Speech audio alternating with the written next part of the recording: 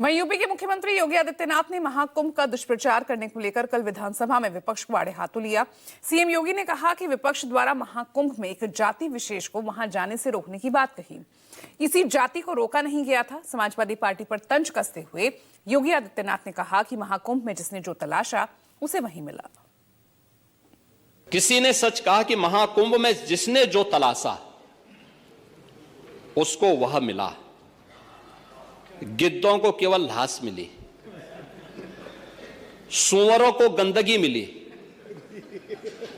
संवेदनशील लोगों को रिश्तों की खूबसूरत तस्वीर मिली, आस्थावानों को पुण्य मिला, सज्जनों को सज्जनता मिली, गरीबों को रोजगार मिला, अमीरों को धंधा मिला, श्रद्धालुओं को साफ सुथरी व्यवस्था मिली, पर्यटकों को अव्यवस्था मिली, सद्भावना वाले लोगों को जाति रहित व्यवस्था मिली, भक्तों को भगवान मिले।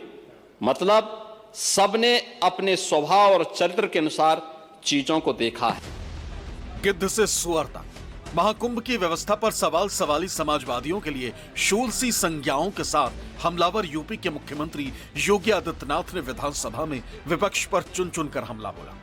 हालांकि नेता विपक्ष माता प्रसाद पांडे ने इल्जाम लगाया कि बीजेपी ने न सिर्फ कुंभ का श्रेय लिया बल्कि इसमें समाज के एक तबके पर प्रतिबंध भी लगा दिया। लेकिन सीएम योगी आदित्यनाथ ने दावा किया कि कुंभ में सभी जाति वर्ग के लोगों ने बिना किसी भेदभाव के स्नान किया, लिहाजा ऐसे सवाल उठाने वाले भारत की भावना से खिलवाड़ कर रहे हैं। ये कुंभ धार्मिक संस्था है, इसमें हमारी सबकी आस्था है। जो भी है, एक चीज और कहूंगा कि ये कुंभ सबके लिए था, लेकिन माननीय मुख्यमंत्री जी ने एक जात विशेष के लिए मना कर दिया। मेरे पार्टी का एक कार्यकर्ता था, वो मुझे पहुंचाने आया, उसको थोड़ी थोड़ी दाढ़ी थी, वो आगे जाने के लिए मुझसे मना कर दिया। कहा साहब हमारी मनाही है, हम इसमें नहीं जा सकते। जब मैं अपने नेता के शिविर का उद्घाटन करने गया था, उनके मूर्ति का अनावरण करने 11 जनवरी को गया था, तो आपके बहुत से साधु संत हमारे कुछ कार्यकर्ताओं से कह रहे थे कि भाई बुला दो, हमारी कुटिया छा दे। वो कहते थे ये मुस्लिम है, तो वो कहते रहे भाई कोई हो, हमें मजदूर चाहिए, चाहे मुस्लिम हो चाहे हिंदू हो। तो इस प्रकार की बात कुंभ के गौरव को बढ़ाता नहीं है। कुंभ के गौरव को बढ़ाने के लिए सबका सहयोग चाहिए।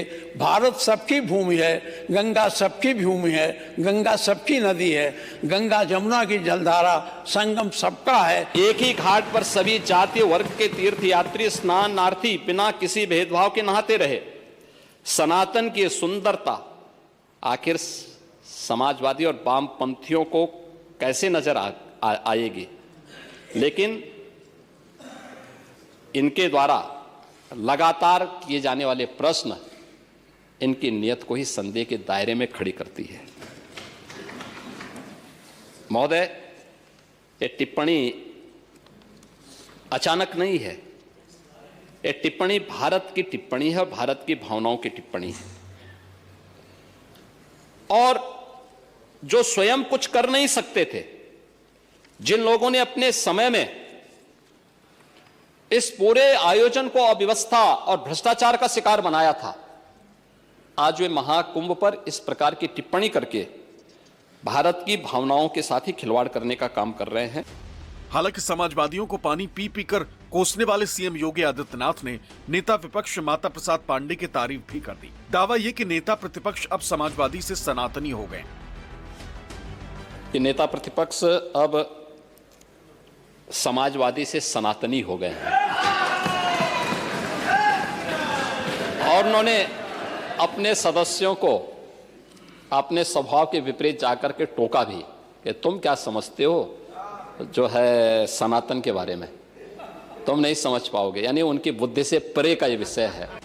प्रयागराज में जब से भगदड़ मची, तभी से समाजवादी पार्टी के अध्यक्ष अखिलेश यादव लगातार महाकुंभ की व्यवस्था को लेकर बीजेपी पर निशाना साध रहे थे।